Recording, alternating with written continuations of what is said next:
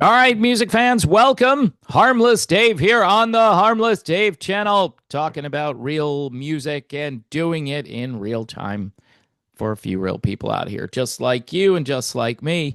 Uh, as this Newsboys scandal continues to sort of evolve, I'm going to be talking about some interesting information from a former music producer and songwriter who worked with the Newsboys. Before I get there, Stephen McWhorter, Come Jesus Come, great album. Also, this live set of worship music, very, very good. Stephen, he's just got a great story, a great testimony, and such a powerful voice if you haven't heard him. So check him out. Yeah, he's on Christian radio a bit, but don't don't let that discourage you, okay?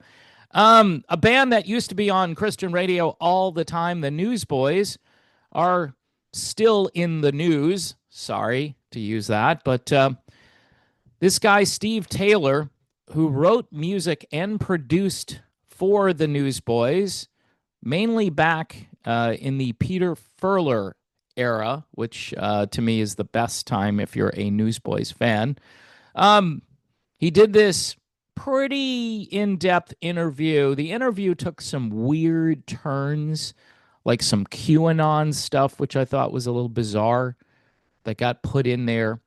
Um, and really, what this guy does is he throws the Newsboys manager, who is still managing the Newsboys, he throws him under the bus and then backs it up a couple of times.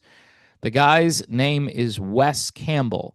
So I will link the full video in the description so you can watch it from start to finish. But I'm going to give you the Cliff Notes version here as a service to humanity and to people who are concerned about the world of CCM, as maybe that world is starting to implode in some ways. There were some things in this interview that I thought were bizarre, but there were some big takeaways here. Number one, Steve Taylor, even back when he worked with Newsboys manager Wes Campbell, said that Wes was ethically challenged. And at times he disagreed with Wes, and he told him, and I guess Wes did change some of his thinking on certain issues. He didn't really specify as to what those things were, but basically said he was able to change his mind.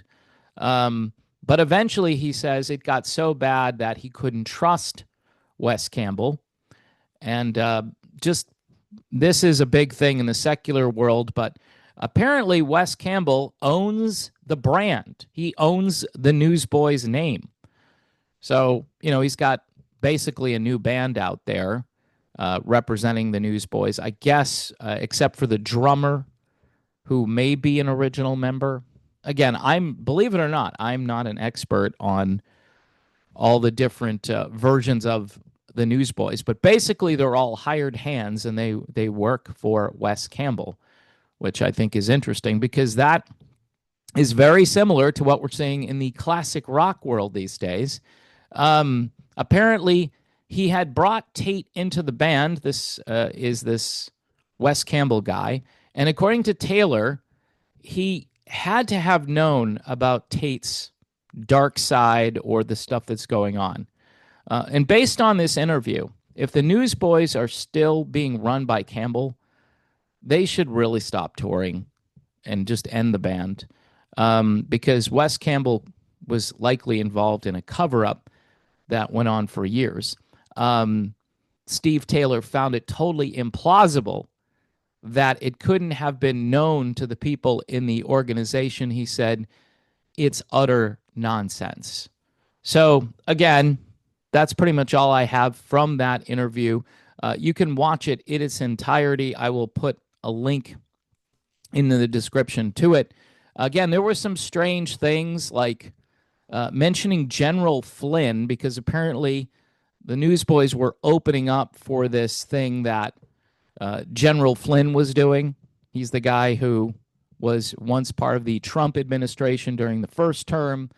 Um, and I don't know what that has to do with anything other than the fact that maybe they're trying to somehow link Tate to MAGA world, which these two things, I'm sorry, if you want to say, oh, Trump had some huge indiscretions when he was younger and did some stuff, even I would say fairly recently, probably within 15 years or so of becoming president, maybe 10 years.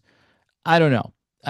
People, I think, have kind of gotten over that, but there still is an aspect to Christianity that looks at Trump and doesn't go out and vote at all because they can't vote for the other side, but they can't vote for Trump, so they don't vote. And so the best thing to do, apparently, if you're a Christian, is to just ignore all the chaos in the world and to be uninformed and put your head in the sand. Um, Not that I'm at all in the camp of Q, right? But I thought that was a weird part of this interview. And again, I will link it in the description of this video. There is a part two to this that has to do with manager Wes Campbell. And I'm not sure I'm going to cover that or not, but there's a good chance I will because it's kind of a big story as they continue to, peel back layers of this onion. And this is really lousy for the Christian music world. That's all I have to say. It's just not good. Makes you want to just go back and listen to your old classic rock records and maybe skip some of those songs that aren't, life affirming or appropriate or, horn dog in nature, which there's quite a bit of that, especially in the 80s. Anyway, getting back to some good music here. Stephen McWhorter, Come Jesus Come. Go check this guy out. I think you'll like him. I've been plugging him. He probably doesn't need my help, but I just like the music, and so I figured I would share it with those of you who would go and listen to it. All right, I'll be back, so stay tuned for more.